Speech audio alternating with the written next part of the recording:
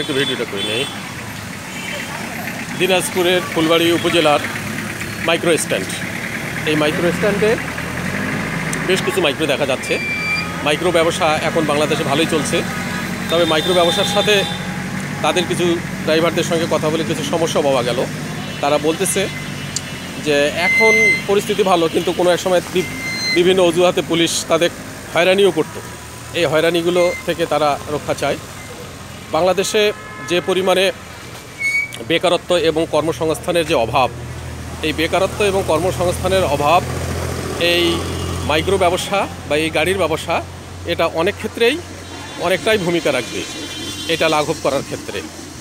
আশা করি এইটা একটু একটু শোনো, একটু ধরো, এইদিকে আমার দিকে একটু থাকো, এটা আমার দিকে ধরে থাকো এখানে। হ্যাঁ, বাংলাদেশে যে হারে আসলে জনসংখ্যা বাড়তেছে, এই বাড়তি জনসংখ্যা এবং বেকারত্ব, এই বেকারত্ব এবং বাড়তি জনসংখ্যা যদি না কমানো যায়, আমরা সবাই তো চাই হলো গণতন্ত্র। আমরা যতই গণতন্ত্রের কথা বলি না কেন, এই উচ্চ হারে জনসংখ্যা আর বেকারত্ব এটা যদি আমরা কমাতে না পারি, তাহলে বাংলাদেশে গণতন্ত্র কেন, কোনো তন্ত্রই টেকা সম্ভব নয়। এই জন্য যখন যে সরকারে আসবে, দুর্নীতি, ঘুষ, উচ্চ জনসংখ্যা হার এবং বেকারত্ব, এই চারটা আমাদের এখন জাতীয় জীবনে একটা বার্নিং ইস্যু হয়ে গেছে। এই ইস্যুগুলো যত দ্রুত আমরা সমাধান করতে পারবো, আমাদের জাতির জন্য ততই সমাধান এবং ততই মঙ্গল। ধন্যবাদ। ধন্যবাদ তোমাকে। কী নাম তোমার?